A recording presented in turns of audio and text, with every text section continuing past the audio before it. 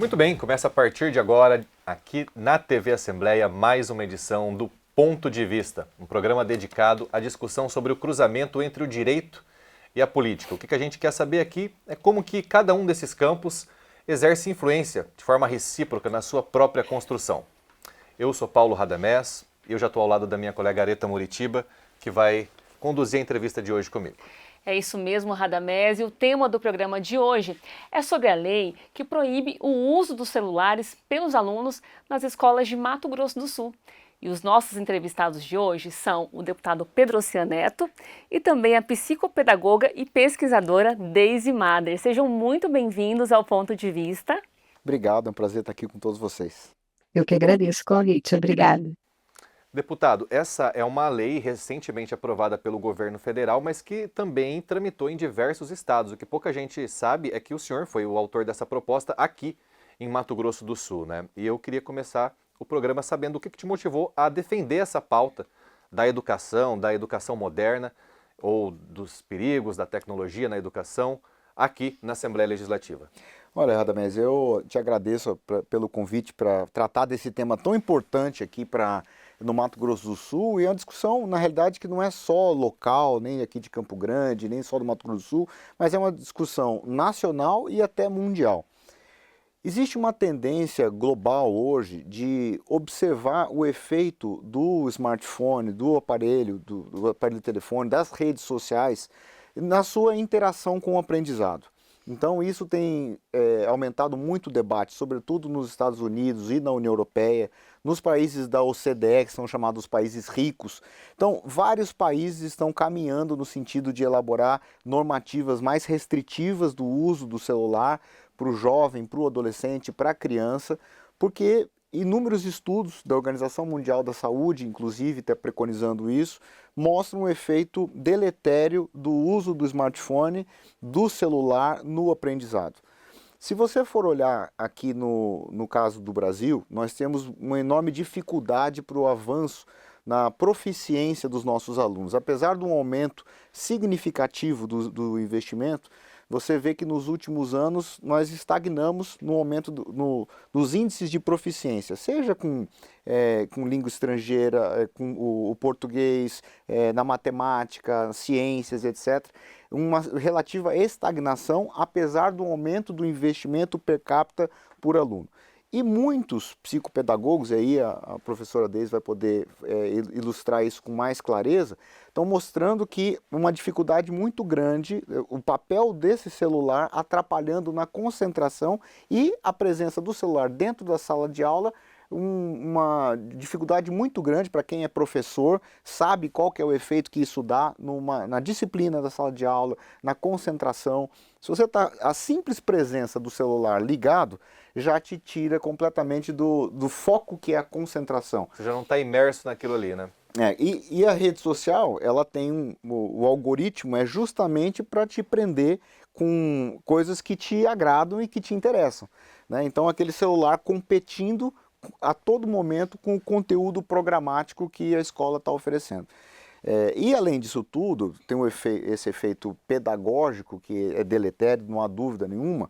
Nós temos um efeito nos níveis de ansiedade, de depressão, inúmeros casos de suicídio de crianças e de adolescentes. Isso tudo cresceu muito de 2014 para cá. Então existe uma correlação estreita entre a difusão do smartphone, do celular, da rede social, do mundo do Instagram, do TikTok, com esses casos de ansiedade, de depressão, e aí outros problemas também, né? Você pega, por exemplo, a criança, ela acaba ficando mais individualista, você tem problemas aí também de saúde, porque o menino não quer mais jogar bola, mas ele quer ficar no joguinho. Por exemplo, eu tenho filho, eu tenho 3 crianças lá em casa, né? E o celular, se você pegar o relatório de uso semanal, você tem que ficar brigando. Por quê? Porque ele não quer fazer uma outra coisa, que aquilo é viciante, né? O guri não quer mais jogar bola, não quer mais fazer vôlei, porque quer ficar no joguinho do celular, quer ficar na rede social. Então é algo que contribui de maneira muito negativa para o desenvolvimento dessa criança. Obesidade infantil, inúmeros problemas, etc.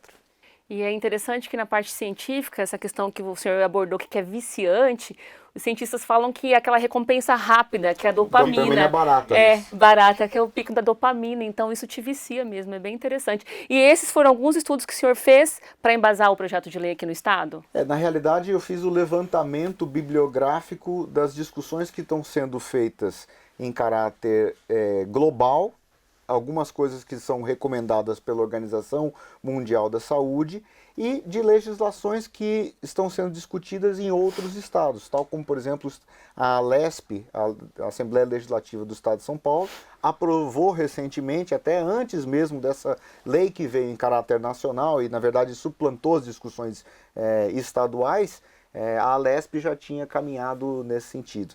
Você falou sobre a história da dopamina barata, tem uma palavra que no ano passado se discutiu muito na língua inglesa, que era o brain rot, que é o cérebro apodrecido, ou o cérebro que, enfim, que de alguma forma ele já estava com dificuldade de aprendizado justamente pelo uso excessivo da rede social. Se você for olhar, uma coisa muito interessante para você ver, e eu acho que assim, a gente está apenas começando a entender esse problema, a dimensão que é esse problema. Se você pega o seu celular, vai ver o Instagram, o Facebook, o TikTok, você é capaz de passar 3 horas fazendo aquilo facilmente. Sem se dar conta, né? Sem se dar conta. E você fecha aquilo e te pergunta, o que você viu? A pessoa não lembra. Não. Por quê? Porque você está imerso naquele micro conteúdo de 30, de 40, de um minuto, né? E você está sendo bombardeado por informações irrelevantes na maioria das muitas vezes irrelevantes, coisas engraçadinhas, etc e tal, e você não retém isso. Então, isso tem sim um efeito, não só na aprendizagem. A gente está falando de aprendizado, a gente está falando de criança, está falando de adolescente, mas é um problema muito maior para o próprio funcionamento do cérebro. Qual é o efeito na saúde mental das pessoas após ficarem expostas a esse tipo de conteúdo, que é o microconteúdo, durante 3 horas por dia? E tem gente que faz muito mais do que isso.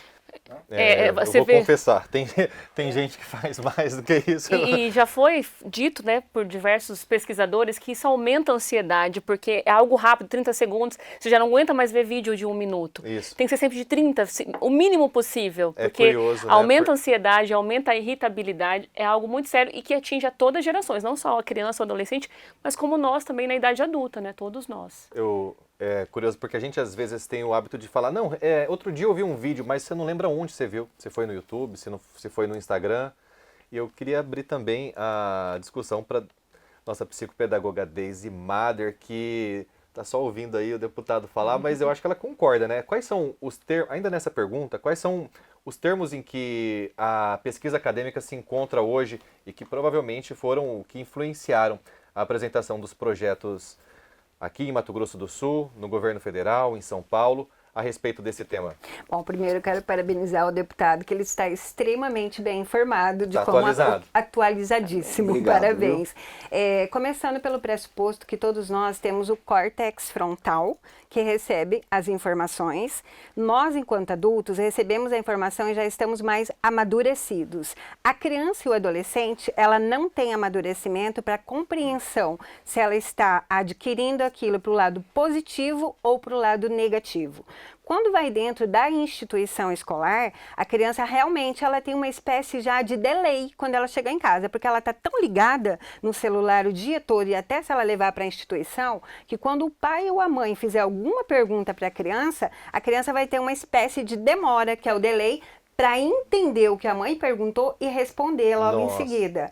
Então isso já está realmente o que o deputado falou, já está acarretando ansiedade, depressão profunda, a criança não está mais interessada em ler. Por quê? Porque ela tem um celular ali que já faz tudo por ela. E é isso, ela está com o celular ali, não existe a falta do celular na instituição. Se tiver um problema muito grave na escola, nós temos diretores, nós temos gestores, nós temos coordenadores que vão, com certeza, chegar até a criança e resolver a situação. Então, a família ou qualquer outra pessoa não precisa ter essa preocupação de chegar lá, meu Deus, meu filho não está com o celular, como que eu vou avisar que aconteceu determinado incidente incidente em casa ou aonde quer que seja. Realmente, os nossos estudos, eles têm comprovado que o celular, ele não é bem-vindo dentro da instituição de maneira nenhuma. Acredito que chegou na hora certa. 86% já foi feita uma pesquisa Nexus, o deputado deve estar informado já, porque eu vi que ele é bem informado mesmo. De toda a comunidade civil, porque é contra os celulares dentro das escolas. Então não há essa necessidade, já chegou em tempo certo, em tempo hábil, atrapalhava sim, e vai ser muito legal agora. As crianças vão ter mais interação com o outro, as crianças vão ouvir mais o outro. Ela nem ouve, ela está ali tão preocupada em pegar o aparelho, é um vício realmente, ela está no organismo dela, ela precisa pegar o celular, mesmo que ela não olhe nada. Então agora não, ela vai brincar, ela vai conversar, ela vai estar ao dispor do colega, do professor, vai chegar em casa e vai interagir com a família, porque ela não estava ali com essa ferramenta tecnológica naquele momento desnecessário, deixando bem claro que o celular ele é necessário sim, desde que autorizado pela instituição. E Deise, para a criança é mais fácil fazer esse, vamos chamar de desmame aí que você falou, né? Ela tá já tão habituada a usar o celular sem pensar, isso é uma coisa tão natural na vida dela, e ela vai ter facilidade por ser criança, por ter uma facilidade talvez maior com novas rotinas, novos hábitos, ou ela vai ter um trauma inicial com isso? Bom, é impactante, né? Até para o adulto. Celular, você entra num lugar, você está conversando com alguém, a pessoa está ali. Ela não está nem te ouvindo. É impactante, foi impactante e continua impactando aí nas instituições. O que existe de sugestão que nós, enquanto psicopedagogos, sugerimos? Para que você fale com o maior interessado. Quem é o maior interessado? É a criança e o adolescente. Então vamos inseri-los em dinâmicas e palestras e explicar para eles, de uma linguagem que ele compreenda, o porquê que está tendo essa... Não é uma suspensão, não é uma proibição. Esse termo ele foi colocado porque proibiu, é lei, mas na verdade é uma redução do excesso da utilização dessa ferramenta que está acarretando problemas emocionais. Legal. Perfeito, Deise. E esse é um tema que mobiliza várias pessoas, principalmente aquelas que têm uma relação, né, com esse ambiente escolar. E nós preparamos algumas perguntas com os nossos colegas aqui da Assembleia Legislativa que têm algumas dúvidas para tirar. Vamos ver então? Deputado, a nossa dúvida é a seguinte: a gente gostaria de saber, em caso de emergência, qualquer tipo de emergência, como nós entraremos em contato com essas crianças na escola?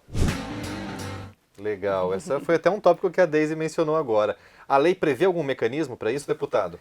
Olha, na verdade a gente vai voltar a fazer aquilo que a gente sempre fez a vida toda, né? Quando você tem algum problema, você liga para a direção da escola, para a secretaria, e a secretaria contata a criança. E vice-versa, se ocorrer um problema, um amiguinho bateu no outro, ou caiu, está sangrando, tá com algum problema, precisa ir embora para casa porque está com febre, né? A criança vai procurar o professor vai encontrar a secretaria, a direção e entrará em contato com os pais e com as mães do responsável, não tem problema nenhum. Lembrando que a lei não proíbe a presença do celular dentro da sala de aula. O que acontece? Você até pode trazer, e é normal você trazer, e deixa dentro de um recipiente ali, um armáriozinho, um local reservado, que esse celular vai estar desligado, e aí se a criança precisar ligar para a mãe, não há nenhum problema. Ela liga o celular, liga novamente para o pai e para a mãe. Quer dizer, às vezes a gente voltar a fazer aquilo que era o simples. Parece que está criando problema onde não existia, né? Não existe esse problema. E é muito melhor receber a notícia da direção, porque, por exemplo, se a criança te fala assim, mamãe, o coleguinha me bateu, você já assusta, já fica... Agora, essa direção passa, ela vai passar de uma forma mais cautelosa, você vai receber aquilo de forma mais tranquila. Eu, como mãe, posso dizer isso. Se minha filha mandar um áudio pra mim, mamãe, briguei, é uma coisa. Agora, a direção me passando... Vai passar uma sensação de urgência, de desespero. Agora, a direção ali tomando a frente disso é uma forma mais cautelosa dos pais receberem alguma notícia que não seja, né, esperada ali, vamos dizer. É isso mesmo. E a gente também tem outra pergunta de uma colega aqui da Assembleia. Pode mostrar pra gente aí. Existem algumas disciplinas que é necessário o uso do smartphone para contribuir durante a matéria, para pesquisa. O nosso filho poderá usar o próprio celular ou a escola vai disponibilizar um aparelho para ele usar durante esse período? Essa é uma questão interessante. Lembrando, o celular não fica completamente banido do ambiente escolar. Ele fica autorizado quando ele é um recurso pedagógico, quando ele faz parte do programa da aula, quando o professor, com a sua liberdade de cátedra, pode utilizar o celular para que ele alcance um determinado objetivo, vai fazer alguma atividade. Então, o celular, o tablet, o smartphone, ele pode estar inserido dentro da escola, não tem problema, desde que o seu uso seja controlado, mediante a intervenção do professor. A supervisão. Da supervisão do professor. Então, não tem problema nenhum com relação a isso. Inclusive, no caso da educação da criança com deficiência, muitas vezes o smartphone, o tablet, o celular, ele é um recurso pedagógico. Então, ele já fica, pela própria legislação, excepcionalizado esses casos onde o celular, na verdade, é um aliado dessa criança, do aprendizado dessa criança. Então, não tem tabu. A gente pode usar o celular desde que o professor tenha supervisão, desde que aquilo faça sentido para o aprendizado, desde que melhore os recursos dentro de uma sala de aula. Então, o celular ele pode ser um amigo. O que não pode deixar é o celular, como era antes, com o seu uso banalizado, que ele estava destruindo a disciplina, a capacidade de aprendizado, e essa banalização estava atrapalhando muito a proficiência e o desempenho dos alunos. Deise, concorda com... Com certeza. Deputado? É importante até salientar que o celular, ele colocado ali, exposto com a criança, ele está fazendo outras exposições, porque a criança ela pode achar interessante filmar alguma coisa que não é para estar exposta, invadir a privacidade ou alguma situação que está acontecendo na escola, e até mesmo adolescente, né? Situações que podem criar risco para a própria instituição ou para as próprias crianças. E existe sim, os professores de audiovisual, o que eles fazem? A criança chega na escola, ela é exatamente o que o senhor falou, de uma maneira muito parecida, ele vai direto até a coordenação, ele fala de que sala de aula que ele é, de que matéria que ele é, ele deixa lá o nome dele, ele deixa lá a ferramenta dele, e aí ele vai para a sala de aula. Quando for aula daquela disciplina, ele vai até a coordenação, vai pegar o celular dele e supervisionado pela professora, exatamente isso que vai acontecer, vai fazer o trabalho e vai levar de volta. E só na hora de sair da escola, na hora da saída, é que ele é autorizado, ou a família, como já sabe, que ele levou. Lembrando que é a família que autoriza esse celular. Você manda um recado para a família lê o bilhete que naquele dia vai ter aquela disciplina, vai assinar que autoriza, então a família está ciente. Porque se não houver essa parceria de família com a instituição escolar, nada vai dar certo. Pode existir qualquer projeto de lei. A família tem que ser a parceira da escola. Então, se a família é parceira, ela vai explicar para a criança o que está acontecendo e todo mundo vai estar junto e misturado. E vai dar tudo certo. A família, na verdade, é a base da educação, do respeito. A família é a base. Essa criança ela não vai passar as 24 horas do dia na escola, né? Isso acaba trazendo de uma forma... reflexa uma discussão que sempre houve, né? Que é os pais monitorarem o que os seus filhos consomem na internet, né? Isso a gente sempre tem ouvido ao longo dos anos e parece que foi colocado de lado por conta de um debate a respeito da criança que não vai poder usar o celular e tal, mas foi esclarecido pelo deputado hoje. Na verdade, nós perdemos o controle, na realidade, né? Essa é a verdade. Essa é a Com certeza. verdade. Nós perdemos o controle. Temos que admitir. Não é sobre as crianças. São os próprios adultos e a sociedade perdeu o controle do uso exagerado do celular. Então eu mesmo me penitencio e tento não usar tanto celular, não ter toda hora com tela. Então, na verdade, assim, eu acho que esse aqui é o começo de um debate muito mais amplo que nós vamos fazer do papel revolucionário, na verdade, para o bem e também para o mal, do celular, da rede social, isso invadindo o cotidiano e transformando a sociedade como um todo. Nesse momento, nós estamos discutindo celular e aprendizado, mas certamente vão existir debates futuros sobre qual é o papel que o celular e as redes sociais deveriam ter dentro do nosso cotidiano. Não no sentido de banir, não é isso que eu estou discutindo. Mas de melhor usar. De melhor usar com mais racionalidade, porque o sentimento é que nós perdemos o controle dessa ferramenta. A gente virou refém do do próprio celular. Refém dessa dopamina barata, do vício da rede social. É uma questão de consciência, né? Você ter consciência até que limite você pode usar aquilo que está te fazendo bem. Porque eu Se eu uso muito, eu fico, sabe, até meio tonta às vezes. Então eu me policio muito também, para não usar em excesso. Somente ali um pouquinho e tá ótimo. E realmente a gente tem que se conscientizar disso. Vamos colocar Trazer uma a cota, consciência, trazer a consciência. Não posso, está demais. E ser intencional nisso, em efetivar isso diariamente. E eu acho que é importante, assim, a gente também traz aqui um debate do papel, desse olhar que os pais têm que ter para a educação. A gente está olhando o papel dos pais e da comunidade acadêmica para esse aluno, nós estamos discutindo o celular. Mas, na realidade, quando a gente está tratando de educação de uma criança, de um adolescente, nós temos que pensar como um todo, essa comunidade escolar. Você falou, a família é fundamental, é a base. É isso mesmo, eu concordo com o que você está colocando. Porque não é só a escola. A escola, ela é um dos pilares, né? A instituição escola, mas você tem a família, você tem todo um ambiente que você tem que deixar funcionando bem para que essa criança possa se desenvolver, possa amadurecer, possa ter aumento do seu conhecimento, possa progredir na vida. É que são reflexos familiares que a criança leva para onde ela for. Então é isso mesmo. Tem, já aproveitando a presença do deputado aqui, Areta, a gente está falando hoje sobre educação, né? Sobre os rumos da educação, não só no Mato Grosso do Sul, mas a gente, como TV Assembleia de Mato Grosso do Sul, tem que enfatizar aqui, né? Deputado, eu quero aproveitar e perguntar se existem outras tendências de legislação a respeito da educação no nosso estado, né? Quais são os projetos que o governo mais espera para esse ano ou outras iniciativas que o senhor tem a apresentar ainda nessa legislatura? Você vê que esse é um tema tão desafiador e a todo momento a gente está chamando a reflexão para esses debates. E agora, recentemente, nós até recebemos um projeto de lei de autoria do Executivo, do governador Eduardo Riedel, de quem eu sou vice-líder aqui na Assembleia, que é um projeto que pensa na mãe e pensa na criança também, que é da mulher empreendedora. Olha que bacana que é esse projeto. Nós sabemos que muitos municípios, tal como o município de Campo Grande, a capital, tem um déficit muito grande na educação infantil.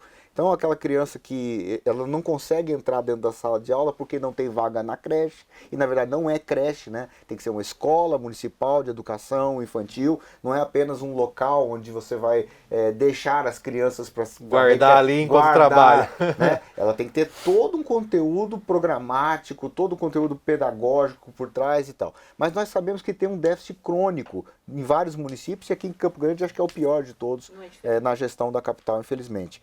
E aí o governo do estado veio um projeto que é a Mulher Empreendedora, que ele concede quando a mãe ela é a única responsável por prover aquela casa, ela é a chefe de família, ela tem crianças e ela não consegue trabalhar por conta das crianças, porque não tem com quem deixar.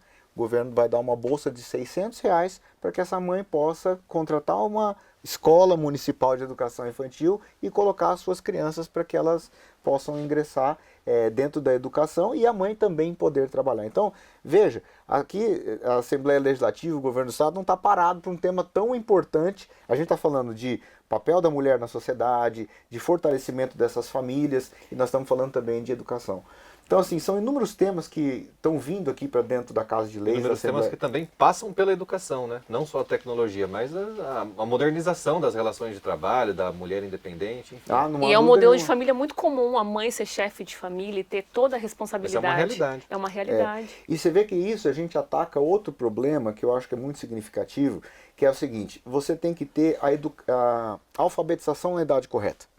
Essa criança tem que saber ler e escrever com 6 anos de idade, não é isso, professor? Então, se essa criança perdeu esse prazo, e ela vai ser alfabetizada com 7, com 8, com 9, às vezes com 10 anos de idade, que é muitos casos, é um prejuízo cognitivo para toda a vida dessa criança. Ela pode recuperar na frente? Pode, mas estatisticamente, demograficamente, você vai ver que a maioria das crianças que tiveram esse déficit de estímulo, de alfabetização na idade correta, ela vai ter um prejuízo acadêmico toda a vida. O que vai acontecer? Ela termina um ensino com um ensino mal feito, ela não entra no ensino médio, ela nem sequer pensa em entrar dentro de uma universidade, porque aquele mundo não é para ela, e ela vai ter uma inserção subordinada no mercado de trabalho, porque ela não é um trabalhador com altas habilidades. né? Então, na verdade, um prejuízo, nós estamos condenando toda uma geração à pobreza no limite no futuro, a falta de dignidade, Em resumo, etc. é isso. Você Então, está sabotando então- uma trajetória profissional completa. Então, a educação na idade correta significa nós temos que discutir que essa criança tem que estar dentro da escola municipal de educação infantil, que são as EMEIs. Outro problema grave, nós temos um problema da defasagem idade-série e defasagem idade-ano. Então, como essa criança entrou tarde, ela nunca vai estar na idade correta para aquela série. Então, vai chegando no primeiro, segundo, terceiro, até o 9º ano do ensino fundamental, chega no último ano, numa sala de aula, 30%, 40% dos alunos são alunos que ou reprovaram ou entraram atrasados. Qual que é o efeito dessa sala de aula? Disciplina, com certeza absoluta, que vai ter a criança que nunca reprovou convivendo com a turma do fundão.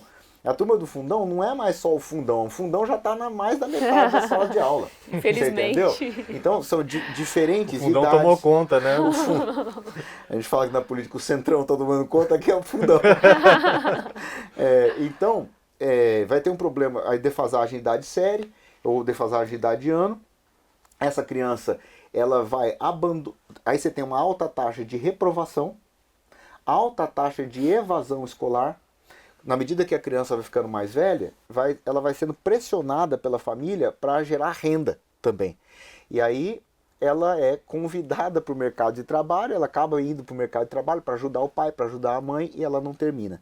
Então, aí quando vai entrar no ensino médio, muita gente abandona. E aí nem fala em faculdade. Você pega todos os indicadores do Brasil, em termos de pessoas que possuem nível superior, nós estamos abaixo de praticamente todos os países. Isso. Todos os países.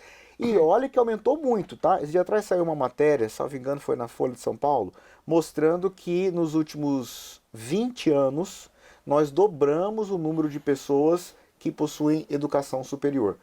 Mas ainda assim nós estamos muito aquém do que é o padrão dos países desenvolvidos. Dobrou, mas começou essa duplicação começou muito tardia, né? A base era muito baixa. Você duplicou uma base pequena. Cresceu significativamente? Sim, mas nós estamos ainda muito aquém. E duplicou muitas vezes também sem qualidade, porque houve uma difusão de inúmeros cursos com questionável, com avaliação duvidosa do MEC, etc e tal, que aí está formando gente com um diploma que, ok, é universitário? É, mas ele vai ter que fazer uma pós-graduação para dar uma reforçada, porque a qualidade da graduação não foi boa. Então, é um troço extremamente complicado, educação extremamente complexa, mas se a gente quer começar a resolver isso aqui, tem que atacar o problema da educação infantil.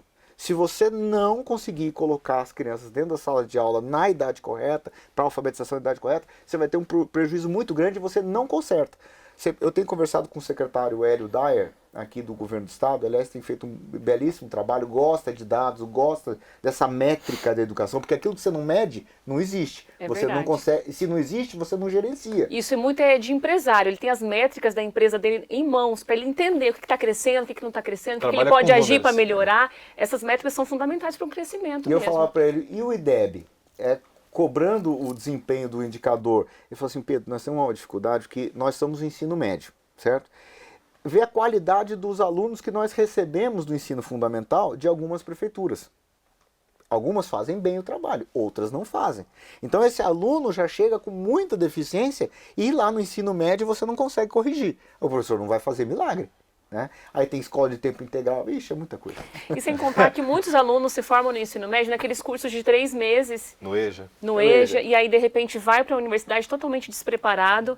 Enfim, tem que atacar a raiz do problema, que é na verdade, educação assim, infantil. o problema não é só o celular, né? O problema vai além de outras questões. E a gente aproveitou, né, Areta, a questão do celular para falar sobre a educação aqui no Brasil, aqui no Mato Grosso do Sul, mas no Brasil e também as novas tendências de políticas públicas para a educação. Esse foi o ponto de vista de hoje com o nosso deputado Pedro Cianeto, que a gente agradece muito a disponibilidade em participar do nosso programa, e com a nossa convidada também, a Daisy Mader, que contribuiu e enriqueceu muito a discussão. Olha, é um prazer estar aqui com todos vocês, debatendo tema de celular, tema de educação, temas altamente complexos para o Mato Grosso do Sul e também para o Brasil. Um prazer estar aqui com todos vocês. Obrigado, Deise, pela presença e dividir o programa conosco. Eu também quero agradecer a oportunidade de ter podido contribuir um pouco aqui, né? E falar, lógico, do que eu atuo e do que eu gosto, que é a educação. A educação realmente é um assunto complexo e precisa de muita discussão e de muitas políticas públicas. Muito obrigada. Precisa de tempo e atenção, né? Exatamente, tempo e atenção. Eu também agradeço a participação brilhante de vocês em nosso programa. Espero ter mais oportunidades com vocês para a gente sempre elucidar e ter crescimento nesse assunto que é tão importante. Obrigado. Obrigada. E nós vamos ficando por aqui, né, Paulo? Exatamente. A gente se vê no mês que vem com mais um tema que diga respeito ao direito e à política sul-mato-grossense aqui da TV Assembleia, que agora você pode acompanhar pelo canal aberto da TV Assembleia, né, Areta? 7.2 e também a nossa programação musical e política na FM 105.5. Lá você vai sintonizar a Rádio Assembleia. Tem mais algum canal de comunicação? Nós não podemos esquecer das mídias sociais tão faladas aqui também, mas que também nos informam e nos ajudam muito. Nós temos o Facebook, o Instagram e nosso YouTube. Lá você acessa todo o nosso conteúdo a qualquer hora do dia e fica muito bem informado sobre tudo que acontece em nosso estado. É isso aí. Até uma próxima. Tchau, obrigada pela audiência, pela sua companhia. Até o próximo encontro.